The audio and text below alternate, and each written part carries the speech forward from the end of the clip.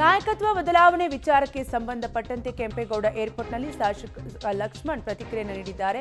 High command ನಾಯಕರು ಗೊಂದಲಗಳಿಗೆ ಇತಿಶ್ರೀ ಹಾಡಬೇಕು, ಇಲ್ಲದೆ ಹೋದರೆ ಪಕ್ಷಕ್ಕೆ ಮುಜುಗರವಾಗಲಿದೆ ಅಂತ ಪ್ರತಿಕ್ರಿಯೆಯನ್ನ ನೀಡಿದ್ದು, ಪಕ್ಷಕ್ಕೆ ಡ್ಯಾಮೇಜ್ ಆಗುವ ಸಾಧ್ಯತೆಯೂ ಕೂಡ ಇದೆ.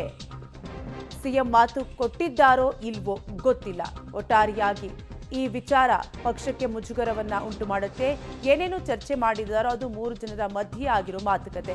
ಏರ್ಪೋರ್ಟ್ನಲ್ಲಿ ಶಾಸಕ ಲಕ್ಷ್ಮಣ್ ಸವದಿ ಪ್ರತಿಕ್ರಿಯೆಯನ್ನ ನೀಡಿದ್ದಾರೆ. ನಾಯಕತ್ವ ಬದಲಾವಣೆ ವಿಚಾರಕ್ಕೆ ಸಂಬಂಧಪಟ್ಟಂತೆ ಕೆಂಪೇಗೌಡ ಏರ್ಪೋರ್ಟ್ನಲ್ಲಿ ಲಕ್ಷ್ಮಣ್ ಸವದಿ ಪ್ರತಿಕ್ರಿಯೆಯನ್ನ ನೀಡಿದ್ದಾರೆ.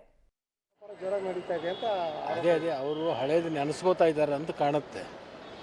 ನೆನಪಾಗ್ತಾ ಇದೆ ಅವರಿಗೆ 19ರಲ್ಲಿ ಆಗಿರ್ತಕ್ಕಂಥದ್ದು ಘಟನೆಗಳು ಇವಾಗ ನೆನೆಸ್ಕೋತಾ ಇದ್ದಾರೆ. ಅದರಿಂದ ಅಂತ ಮಾಡಿದ್ದು ಬೇರೆಯವ್ರ ಮುಂದೆ ಹೆಸರಿಗೆ ಹೇಳ್ತಕ್ಕಂಥದ್ದು ಮಾಡಿರ್ಬೋದು. ನೆನಪಿಸ್ಕೊಳ್ತಾ ಇದ್ದಾರೆ, ಮೆಲಕ್ಕೆ ಹಾಕ್ತಾ ಇದ್ದಾರೆ. ಆ ಮೆಲಕ್ಕೆ ಹಾಕಿದ್ದ ಈಗ ನೋಡ್ತಾ ಇದ್ವಿ ಅಷ್ಟೇ. ನೋಡಿ, ಇದು ನಮ್ಮ ರಾಷ್ಟ್ರೀಯ ನಾಯಕರು ಬೇಗನೆ ಇದಕ್ಕೊಂದು ಇತಿಶ್ರೀ ಹಾಡಬೇಕು. ಇಲ್ಲದೆ ಹೋದರೆ ಇದು ಪಕ್ಷಕ್ಕೆ ಒಂಥರ ಮುಜುಗುರ ಮತ್ತು ಡ್ಯಾಮೇಜ್ ಆಗಲಿಕ್ಕೆ ಆಗುತ್ತೆ. ನಾನು ಹೈಕಮಾಂಡಿಗೆ ವಿನಂತಿ ಮಾಡ್ಕೊತೀನಿ, ಆದಷ್ಟು ಬೇಗನೆ ಇದಕ್ಕೊಂದು ಇತ್ಯರ್ಥ ಮಾಡುವಂಥ ಕೆಲಸ ಮಾಡಲಿ ಅಂತೇಳಿ ನಾನು ಈಗ ಸರ್, ಸಿದ್ದರಾಮಯ್ಯ ಅವರು ಮಾತು ಕೊಟ್ಟಿದ್ರು, ಬಿಟ್ಕೊಡ್ತೀವಿ 2.5 ವರ್ಷ ಅಂತಕ್ಕಂಥ ಮಾತು ನಡ್ಕೊಳ್ತಾ ಇಲ್ಲ ಅಂತಕ್ಕಂಥ ಆರೋಪನ ಸಹ ಬಿಜೆಪಿ ಅವರು ಮಾಡ್ಕೊಂಡು ಬರ್ತಾ ಇರ್ತಾರೆ.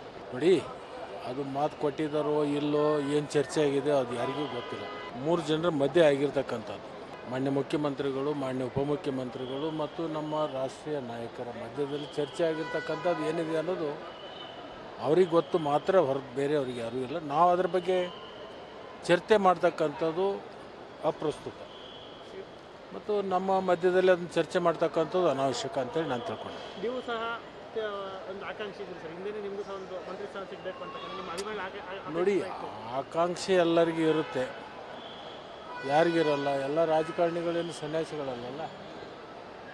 ಮೊದಲು MLA ಆಗಬೇಕು, ಆಮೇಲೆ ಮಂತ್ರಿ ಆಗಬೇಕು, ಒಳ್ಳೆ ಪೋರ್ಟ್ಫೋಲಿಯೋ ಸಿಗಬೇಕು, ಆಮೇಲೆ ಮತ್ತೆ ಮೇಲೆ ಉದ್ಯೋಗ ಹೋಗ್ಬೇಕು ಅಂತಕ್ಕಂಥ ಮನುಷ್ಯನ ಆಸೆಗೆ ಮಿತಿ ಇಲ್ಲ.